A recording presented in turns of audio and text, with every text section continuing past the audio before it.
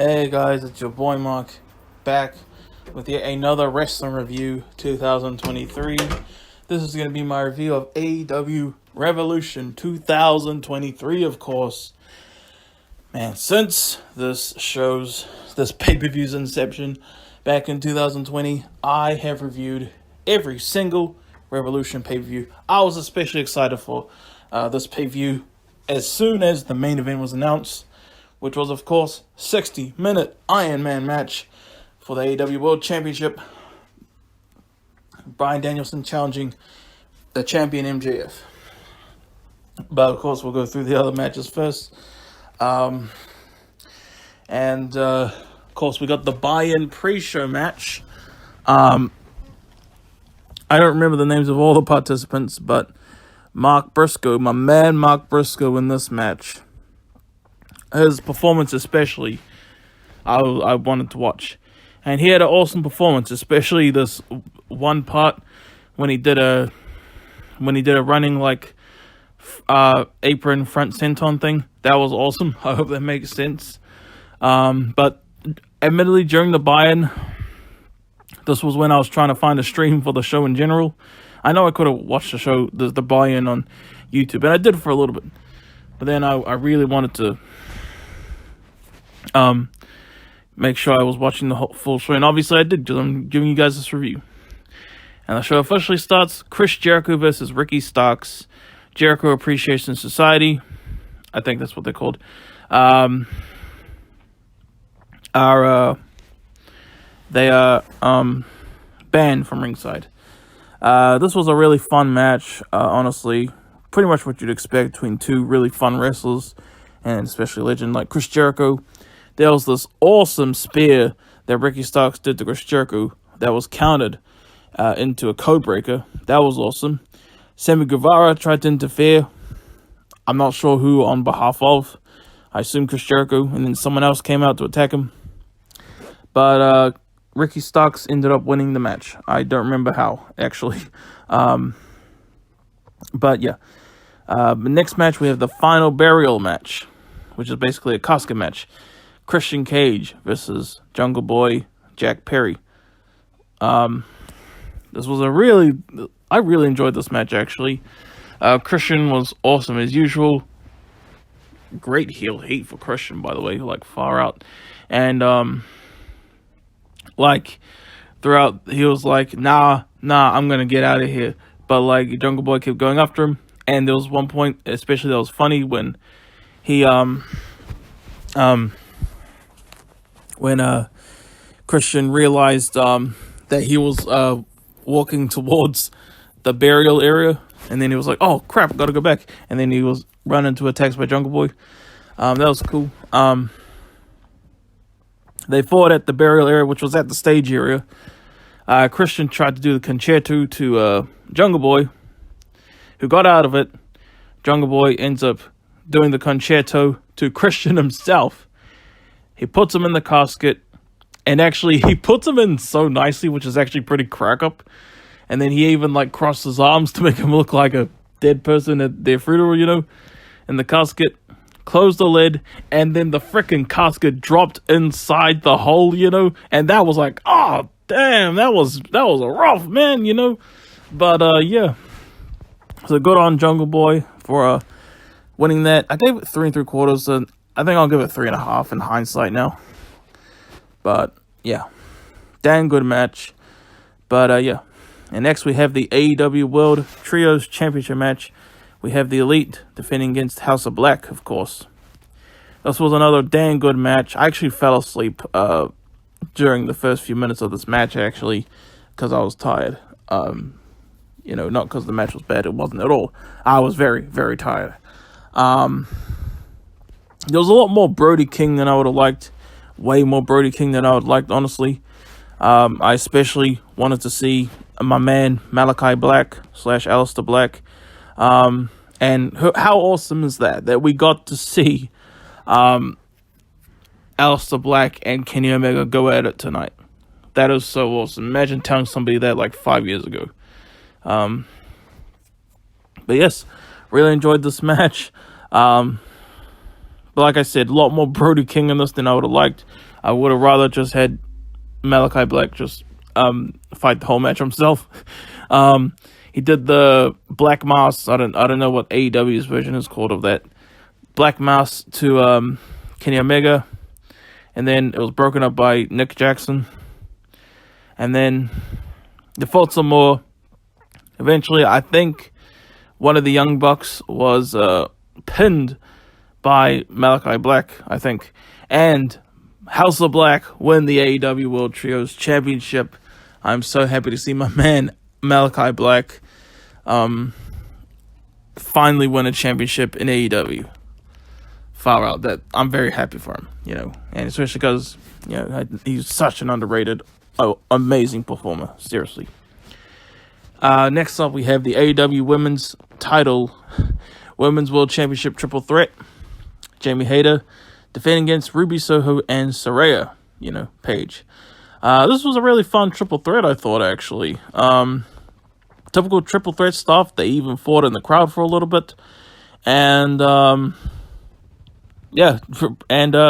Jamie Hayter retained.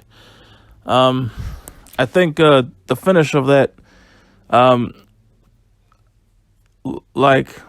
didn't get to see because on the streaming site that I was watching this on, AEW kept taking the streams down, and then I guess when the finish happened, which actually happened way sooner than I would have thought, it was a pretty short match actually.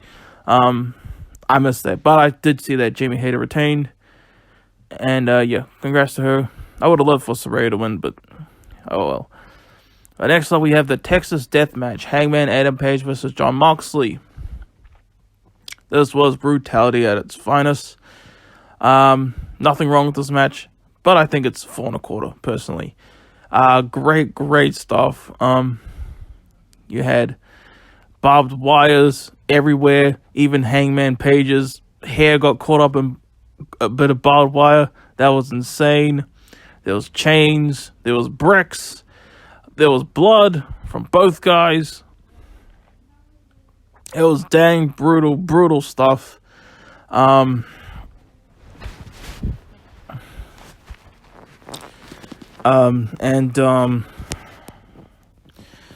out.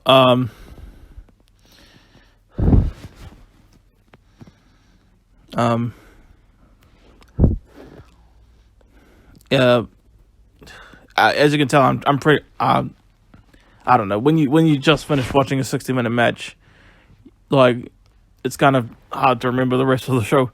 But Hangman Adam Page at one point curb stomped Jon Moxley, or was it the other way around? No, I think it was Jon Moxley who curb stomped Hangman Adam Page onto a brick. That was insane. Hangman was pushed onto a freaking barbed wire table, I think. Anyway, it was brutal ass stuff, man. You really got to see it to believe it. I'm really struggling to remember every single detail of the match, but the ending came when Hangman Adam Page did the buckshot lariat to Jon Moxley, who ended up kind of falling back to the outside with the chain around his neck. Hangman Adam Page choked the life out of him, and Moxley tapped out for Hangman Adam Page to win this match and officially end their feud. Excellent match. Easily second best match of the night, in my opinion. Obviously, we'll get to the best match of the night. Next match, a match I was super excited for because I love the TNT Championship, and I love Samoa Joe, and he defended it against Wardlow. Samoa Joe,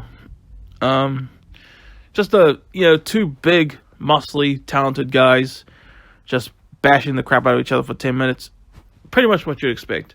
A lot of fun, in my opinion. I had a lot of fun watching this match. There was this awesome-ass move that Wardlow did. Admittedly, I never really cared for Wardlow as a wrestler, but this one thing he did in this match was so awesome. He how do I describe it? He ran into the corner and jumped on it and kind of did a whisper in the wind type thing to Samoa Joe. That was so awesome. If you watched the show and this match, I'm sure you know what I'm talking about. And the ending came. Wardlow did Samoa Joe's Conquista clutch to him. and Samoa Joe passed out. Wardlow is a 2-time TNT champion. I was rooting for Joe, but it is what it is. But next up we have a match that was actually quite a bit of fun. The second to last match of the night, AEW Tag Team Championship Fatal 4-Way. Let's see, it was the Guns versus AEW All Atlantic whatever champion Orange Cassidy and Danhausen versus Jeff Jarrett and Jay Lethal versus the Acclaimed. Just a fun match with a lot of chaos. There was this big ass Indian guy who got in the ring and kind of confronted Danhausen, I think, and then even Danhausen got in it a bit with him and this other Indian, much smaller Indian guy. I don't know every single thing about AEW, I'll admit, but that was cool. I was hoping Jeff Jarrett and Jay Lethal would win just because I'm a big Jay Lethal fan, but it looked like they were going to get the win, and then Jeff Jarrett was like, that was three to Aubrey Edwards, the referee. He even shoved her. Yeah, but eventually the Guns ended up retaining the titles. So yeah. But after that, FTR returned. Whatever. Someone else, others will be way more excited for that than me. But now we go into the main event. AEW World Championship 60-minute Iron Man match. Bryan Danielson challenges Maxwell Jacob Friedman, the champion. The first minute of this match, they didn't do anything. But then, once they got in it, it was amazing stuff. Amazing technical wrestling throughout this match. There was amazing moments in this match where they were like trying to pin each other. You know, they were doing the thing where they have one another in an inside cradle and they keep reversing it, so the other one's getting the pinned on, you know what I mean? I don't know how to describe it. They did that so many times and it was freaking glorious, man. There was one part in the match when MJF grabbed this lady's water and then freaking splashed it in the face of this kid in the crowd. God dang. Intense stuff. Amazing intensity on the outside. Somewhat reminiscent of Shawn Michaels versus Bret Hart when they were doing the part when Shawn Michaels accidentally super kicked the timekeeper. Except none of that happened, but it was still like in that same area in the outside the ring, you know what I mean? And lots of clotheslines and all that on the outside. Even like Bryan Danielson like playing with MJF, like, yeah, I got this, man. You've never fought like this before, have you? You know, stuff like that. And awesome falls as well. Bryan Danielson, after about 26 minutes, I think the running knee he hit? 1, 2, 3, got the first fall on MJF. And then MJF low blowed Bryan. 1, 2, 3, and yes, there are no rest periods between falls in this. And after that pinfall, 1, 2, 3 again, just like that. Oh, that was so glorious. That was so awesome. They fall on the outside. MJF tossed Bryan onto the timekeeper. Oh, no. I think it was a splash through the timekeeper's table. That was awesome. Then he still made the count. And then I've always had imagined in my mind that if there's still a good chunk of one broken piece of table left, use that broken piece. And that finally happened in this match. Far out. MJF tombstoned Bryan through that piece of the table on the outside. And in the last 15 minutes, these two were bleeding like a son of a gun. Well, MJF was. Bryan was bleeding, but nowhere near as much. No way, Jose. But it was still pretty brutal to see blood kind of spitting out of his mouth. Bryan looking like a goth type thing almost. And some more falls happened, of course. Eventually, they tied it 3-3. Bryan had MJF in the single leg Boston Crab for a long time, and when the clock struck 0, MJF tapped, and it was a time limit draw. But then Tony Schiavone, I think that's his name, got info, and it looked like that's how the match was going to end. The doctors were coming out, get oxygen tanks and all that. The crowd chanting bullshit, bullshit, bullshit, and then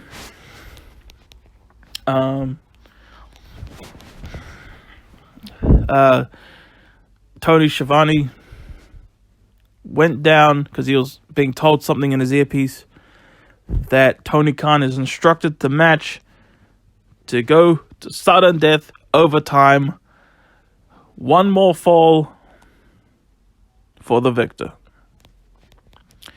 And this was intense as shiznit, man. Especially because MJF, Bryan was ready to go again, but MJF, he spent the past few minutes so relieved that the match was over. So it was struck as oh my gosh, no, to him, And then it was intense as heck, man. When the ref wasn't looking, MJF got in a low blow on Bryan, went to roll him up, kick out somehow. Bryan running knee, 1, 2. MJF somehow kicks out. And MJF, he goes to grab his AEW World Championship belt. He's about to strike Bryan with it, but then the ref's like, no, if you do that, it won't be a DQ. You will lose the title. That will count as a fall, and Bryan will become the new champion. And the ref was like, be my guest then. And then MJF reluctantly gave the belt to the referee. And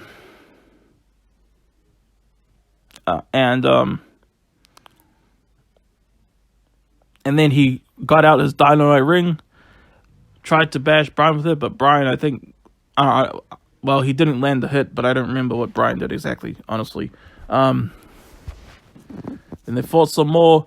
I think Bryan had him in the label lock again, or he had him in a submission, and then the referee saw the dynamite ring and literally grabbed it out of MJF's freaking fingers. That was pretty crack up. But MJF grabs the ropes and he taps at the same time, still doesn't count, far out. Then Bryan thinks he's won, and then MJF gets on the outside. He grabs one of the oxygen tanks that the doctors had for him before, and then when Bryan's near, whacks him in the head with that oxygen tank, goes in, does the label lock to Bryan. The referee does the holding up the arm and dropping it 3 times thing. Bryan still holds on after 2 successful arm drops, but it was just too much, and Bryan taps to the label lock. MJF retains the AEW World Championship 4-3 in overtime. Wow. That was phenomenal. That was everything I could have wanted that match to be. And, alright, this might be, and I'm saying this because this is a heat in the moment. The match literally just happened. This might be my favorite AEW match ever now. But, that, like I said, that's probably a heat in the moment thing. I'm not saying that 100%, but, man. And CM Punk did not return at the end. I really wish I had reviewed All Out and Full Gear last year. I think I just wasn't in the mood. I don't know. Some AEW pay-per-views, when I try to stream them, a lot of times can just screw up, And I can't But I really wish I had, especially since All Out was probably CM Punk's lost AEW match for now. I don't know what the heck is gonna happen with CM Punk, man. But yeah. So that's my review of AEW Revolution 2023. Hope you guys enjoyed. Hope you enjoyed my review, because I'm very proud of how this turned out, especially my review of the main event.